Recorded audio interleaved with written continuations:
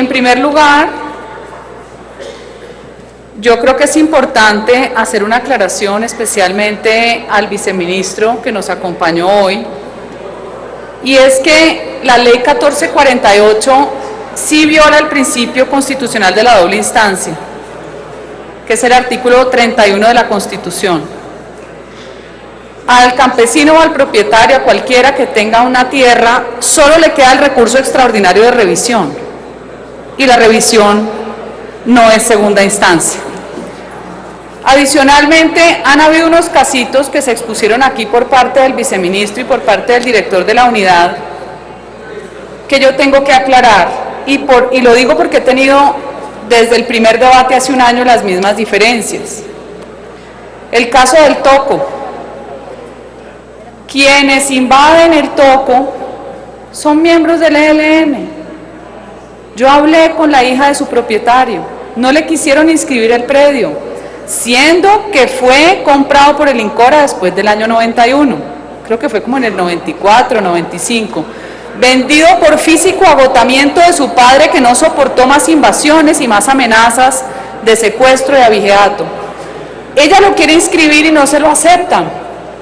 Sin embargo, los parceleros adjudicatarios, y vuelvo a la tesis de las parcelaciones, a eso sí le creen y a eso los inscriben, y finalmente a quien le quitan o le irán a quitar es al campesino que compró de buena fe al parcelero adjudicatario, que ese sí fue beneficiario de un despojo. Yo aquí no estoy diciendo que le vayan a devolver la finca El Toco, ni la finca La Concordia, ni la finca Tokio a las familias a las que se las quitaron, que el Estado ha debido compensarlas con la ley de restitución de tierras, sí ha debido compensarlas. Pero esa tierra no se la pueden quitar al campesino que compró de buena fe, y ese parcelero, si demuestra que es víctima, compénselo, pero no desarraigue campesinos que llevan 25 años, 20 años, 15 años, 12 años, 10 años. Eso yo no lo he visto nunca, nunca, como lo he visto aquí. Entonces aquí se dice que se compensa, la ley no lo contempla. Aquí uno de los representantes que ha hecho varias exposiciones, porque yo veo que cuando yo traigo pruebas, porque yo no hablo con suposiciones, yo soy una persona seria, mis pruebas son contundentes, se angustian de pensar que se les va a destruir su mito fundacional con el que afincan toda la historia mentirosa de las FARC, del EPL y del ELN. No, señor, no. Yo estoy brindando una fuente de información que está en el mismo Estado, y la responsabilidad del Estado es hacer uso de esa fuente para aclarar el fenómeno de la disputa por la tierra. Yo no me estoy inventando nada. Entonces aquí salen con una cantidad de historias que no son las que verdaderamente son.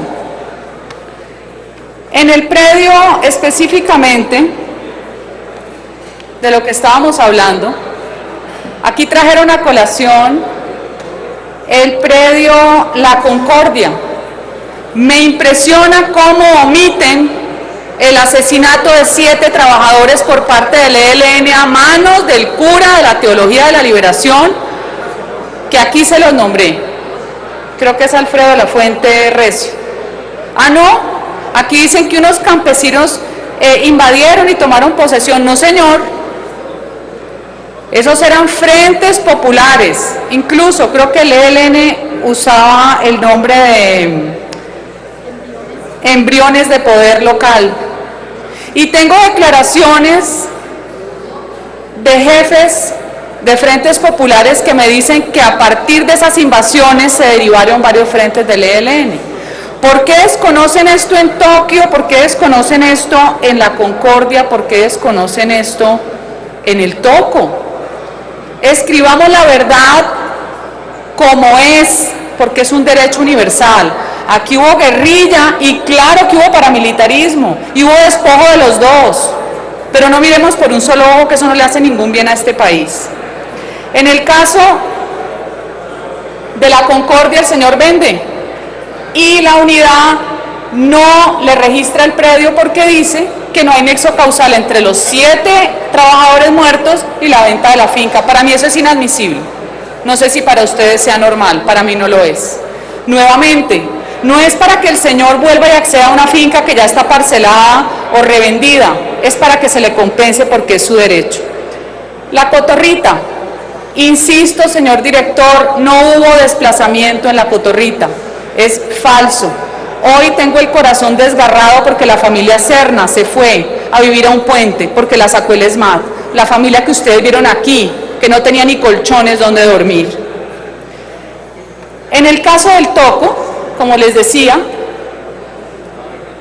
la señora Paulina Murgas presenta la demanda y no se la admiten, pero la unidad USA es el contexto que escribe Verdad Abierta.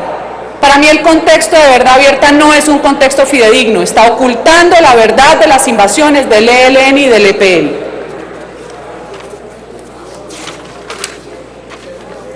El caso Tokio.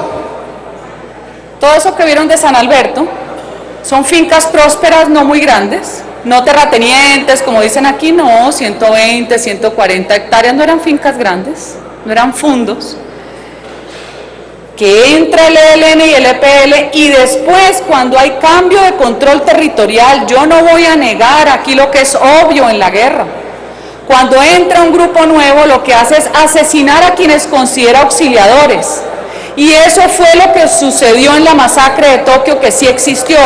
Lo que no es cierto, además, es que por esa masacre hubiera habido todo el desplazamiento y las compraventas. Eso es falso, señor director. En jueces quedó demostrado que la gran mayoría de los negocios jurídicos que se hicieron fueron antes de la masacre, para que lo sepan. Eso quedó en el marco probatorio del proceso y desvirtuó el contexto que la unidad había hecho. Adicionalmente, para mí es muy descabellado decir que por una masacre llegó un paramilitar y se robó 25 hectáreas. Perdón, un paramilitar no se roba 25 hectáreas. Si se roba las 3.000. Ahí no hay nexo causal. Además siguen antiguos invasores que después fueron propietarios viviendo allí. Entonces no desfiguremos los contextos para darle realce a unos grupos y poder esconder la verdad de lo que existe.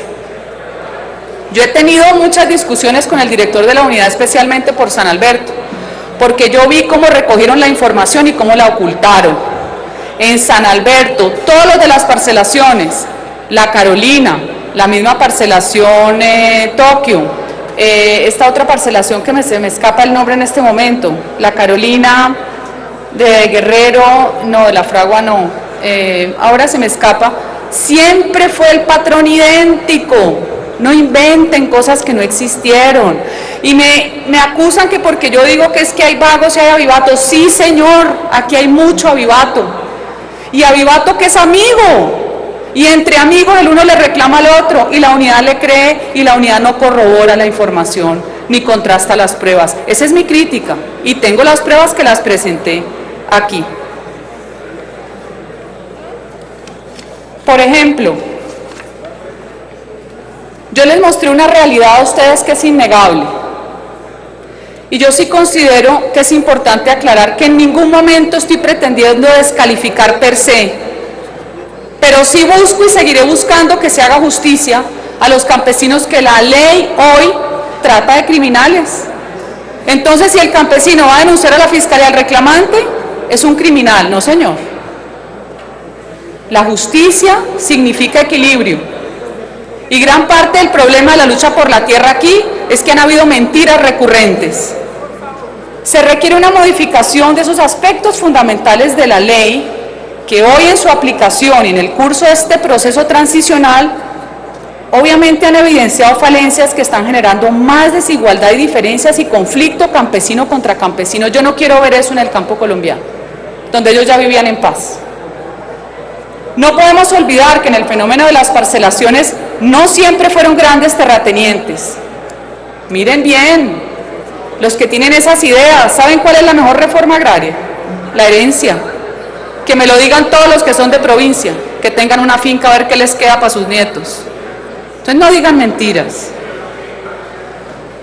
No es cierto que la ley contemple y reconozca a los segundos ocupantes. Aquí es importante aclarar que la ley no lo contempla, lo contemplan los decretos expedidos por la unidad en vista de que no encontraron en las fincas al paramilitar armado hasta los dientes o al narcotraficante. Encontraron un pobre campesino y no voy a dejar de decirlo. Lo que encontraron fue un pobre campesino que lo que hacía era guardar los pollos debajo de su cama para que no se le murieran de frío.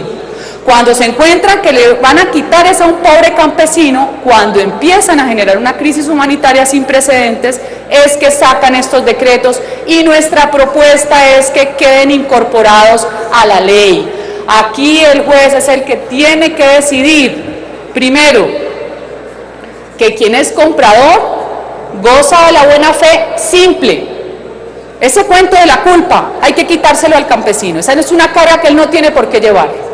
La culpa del Estado no la tiene por qué cargar el campesino. Segundo, ¿a quién hay que compensar y a quién hay que dejar? ¿Por qué vamos a desarraigar al que lleva ya años y que tiene sus mejoras? ¿Por qué? Creyendo todo al que dice ser víctima. Comprobémoslo primero, utilizando las fuentes fidedignas del Estado. El doctor Sabogal dijo que usan las fuentes del Estado, pero yo aquí le pude comprobar que hacen caso omiso, inclusive teniendo las pruebas en los expedientes. No les interesa sino números de restitución, números. Y este debate para mí no es de números. Aquí yo no puedo aceptar una sola víctima campesina que compró de buena fe y que el Estado es el gran estafador. No lo puedo aceptar, ni una sola. Para finalizar, nosotros tenemos la misión como congresistas de reformar lo que está mal. Y esa buena intención original no está dando sino... Claro, por un lado estarán algunos contentos, pero los que están hoy despojados por el Estado, a esos hay que responderles. Y los que van a llegar a futuro, eso hay que evitarlo, señores. Eso hay que evitarlo.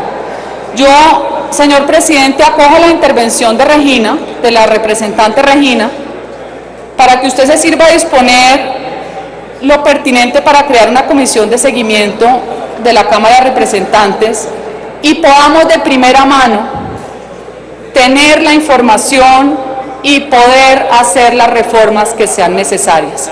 Esto no es, como quieren hacerlo ver aquí, una organización paralela de terratenientes que estamos viendo cómo acabamos con la restitución de tierras. No, señor. Esto es una causa justa, una causa en defensa de la dignidad humana. Es una causa donde cualquier congresista se tiene que sumar y el gobierno lo tiene que entender así. Si queremos un mejor país, yo creo que todos cabemos. Empecemos por dirimir las disputas y empecemos por entender cómo es que esto se resuelve sin hacer más daño al más vulnerable. Muchas gracias.